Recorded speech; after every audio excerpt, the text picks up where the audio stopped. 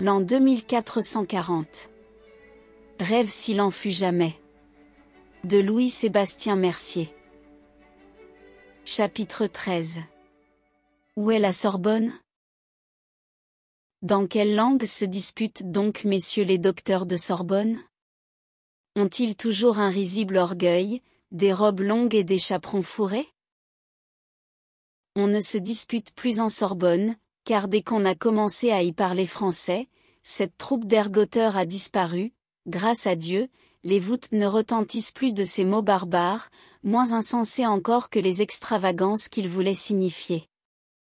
Nous avons découvert que les bancs sur lesquels s'assoient ces docteurs hibernois étaient formés d'un certain bois, dont la funeste vertu dérangeait la tête la mieux organisée, et la faisait déraisonner avec méthode.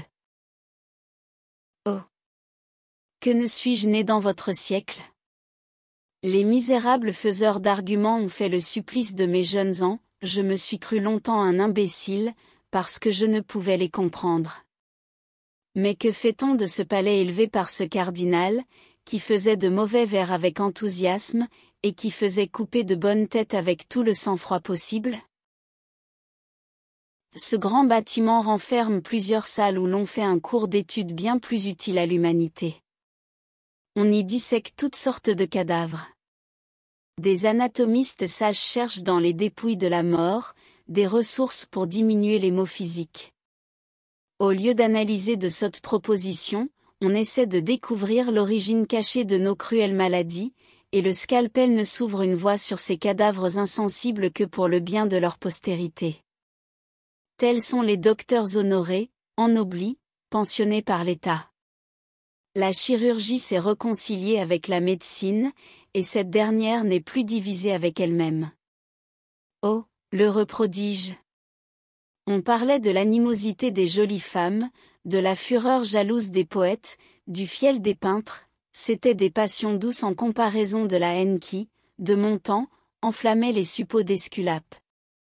On a vu plus d'une fois, comme l'a dit un bon plaisant, la médecine sur le point d'appeler la chirurgie à son secours. Tout est changé aujourd'hui, amis et non rivales, elles ne forment plus qu'un corps, elles se prêtent un secours mutuel, et leurs opérations ainsi réunies tiennent quelquefois du miracle. Le médecin ne rougit pas de pratiquer lui-même les opérations qu'il juge convenables, quand il ordonne quelques remèdes, il ne laisse pas à un subalterne le soin de les apprêter, tandis que la négligence ou l'impéritie de son ministre peuvent les rendre mortels. Il juge par ses propres yeux de la qualité, de la dose, et de la préparation, choses importantes, et d'où dépend rigoureusement la guérison. Un homme souffrant ne voit plus au chevet de son lit trois praticiens qui, comiquement subordonnés l'un à l'autre, se disputent, se mesurent des yeux, et attendent quelques bévues de leurs rivaux pour en rire tout à leur aise. Une médecine n'est plus l'alliage bizarre des principes les plus opposés. L'estomac affaibli du malade ne devient plus la reine où les poisons du midi accourent combattre les poisons du nord. Les sucs bienfaisants des herbes nées dans notre sol, et appropriées à notre tempérament, dissipent les humeurs, sans déchirer nos entrailles. Cet art est jugé le premier de tous, parce qu'on en a banni l'esprit de système et de routine, qui a été aussi funeste au monde que l'avidité des rois et la cruauté de leurs ministres. Je suis bien aise de savoir que les choses sont ainsi. J'aime vos médecins, ils ne sont donc plus des charlatans intéressés et cruels, tantôt adonnés à une routine dangereuse, tantôt faisant des essais barbares et prolongeant le supplice du malade qu'ils assassinaient sans remords. À propos, jusqu'à quel étage montent-ils? À tout étage où se trouve un homme qui aura besoin de leur secours. Cela est merveilleux, de mon temps les fameux ne passaient pas le premier, et comme certaines jolies femmes ne voulaient recevoir chez elles que des manchettes à dentelle, ils ne voulaient guérir, eux, que des gens à équipage. Un médecin qui parmi nous se rendrait coupable d'un pareil trait d'inhumanité, se couvrirait d'un déshonneur ineffaçable. Tout homme a droit de les appeler. Il ne voit que la gloire d'ordonner à la santé de refleurir sur les joues d'un malade, et si l'infortuné, ce qui est très rare, ne peut produire un juste salaire, l'État se charge alors du soin de la récompense. Tous les mois on tient registre des malades morts ou guéris. Le nom du mort est toujours suivi du nom du médecin qui l'a traité. Celui-ci doit rendre compte de ses ordonnances, et justifier la marche qu'il a tenue pendant chaque maladie. Ce détail est pénible, mais la vie d'un homme a paru trop précieuse pour négliger les moyens de la conserver, et les médecins sont intéressés eux-mêmes à l'accomplissement de cette sage loi. Ils ont simplifié leur art. Ils l'ont débarrassé de plusieurs connaissances absolument étrangères à l'art de guérir. Vous pensiez faussement qu'un médecin devait renfermer dans sa tête toutes les sciences possibles, qu'il devait posséder à fond l'anatomie, la chimie, la botanique, les mathématiques, et tandis que chacun de ces arts demanderait la vie entière d'un homme, vos médecins n'étaient rien si par-dessus le marché ils n'étaient pas encore de beaux esprits, plaisants, adroits à semer de bons mots. Les nôtres se bornent à bien savoir définir toutes les maladies, à en marquer exactement les divisions, à en connaître tous les symptômes, à bien distinguer surtout les tempéraments en général et celui de chacun de ces malades en particulier. Ils n'emploient guère de ces médicaments, hauts et dits précieux, ni de ces recettes mystérieuses, composées dans le cabinet, un petit nombre de remèdes leur suffisent. Ils ont reconnu que la nature agit uniformément dans la végétation des plantes et dans la nutrition des animaux.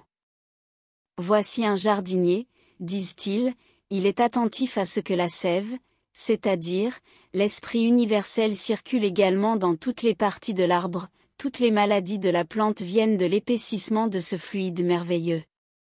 Ainsi tous les maux qui affligent la race humaine, n'ont d'autre cause que la coagulation du sang et des humeurs. Rendez-leur leur liquidité naturelle, sitôt que la circulation reprendra son cours, la santé commencera à refleurir. Ce principe posé, il n'est pas question d'un grand nombre de connaissances pour en remplir les vues, puisqu'elles s'offrent d'elles-mêmes. Nous regardons comme un remède universel toutes les plantes odoriférantes, abondantes en sel volatile, comme infiniment propres à dissoudre le sang trop épaissi. C'est le plus précieux don de la nature pour conserver la santé, nous l'étendons à toutes les maladies, et nous en avons vu naître toutes les guérisons. Chapitre 14. L'autel de l'inoculation. Dites-moi, je vous prie, quel est ce bâtiment isolé que je découvre de loin au milieu de la campagne? C'est l'autel de l'inoculation, si combattu de vos jours, comme tous les présents utiles qu'on vous a donnés. Vous aviez des têtes bien opiniâtres, puisque les expériences évidentes et multipliées ne pouvaient vous faire entendre raison pour votre propre bien. Sans quelques femmes amoureuses de leur beauté et qui craignaient plus de la perdre que la vie, sans quelques princes peu curieux de déposer leur sceptre entre les mains de Pluton, vous n'auriez jamais hasardé cette heureuse découverte. Le succès l'ayant pleinement couronné, les laides ont été obligés de se taire, et ceux qui n'avaient point de diadème, n'en ont pas moins senti le désir de rester ici-bas un peu plus longtemps. Tôt ou tard, il faut que la vérité perce et règne sur les esprits les plus indociles. Nous pratiquons aujourd'hui l'inoculation, comme on la pratiquait de votre temps à la Chine, en Turquie, en Angleterre. Nous sommes loin de bannir des secours salutaires, parce qu'ils sont nouveaux. Nous n'avons point, comme vous, la fureur de disputer uniquement pour paraître en scène et captiver l'œil du public. Grâce à notre activité, à notre esprit de recherche, nous avons découvert plusieurs secrets admirables, qu'il n'est pas temps de vous exposer encore. L'étude approfondie de ces simples merveilleux, que votre ignorance foulait aux pieds, nous aide à donner l'art de guérir la pulmonie, la phtisie, l'hydropisie, et d'autres maladies que vos remèdes peu connus faisaient ordinairement empirer. L'hygiène, surtout, a été traitée avec tant de clarté, que chacun a su veiller par lui-même sur sa santé. On ne se repose plus entièrement sur le médecin, quelque habile qu'il soit. On s'est donné la peine d'étudier son tempérament, au lieu de vouloir qu'un étranger le devine au premier aspect. D'ailleurs, la tempérance, ce véritable élixir réparateur et conservateur, contribue à former des hommes sains et vigoureux qui logent des âmes fortes et pures comme leur sang. Merci d'avoir écouté cette vidéo. Si cette vidéo vous a plu, vous pouvez vous abonner gratuitement à la chaîne Coin Livre Audio. N'oubliez pas de liker avec le pouce vers le haut. Vous pouvez aussi me laisser un commentaire. À bientôt.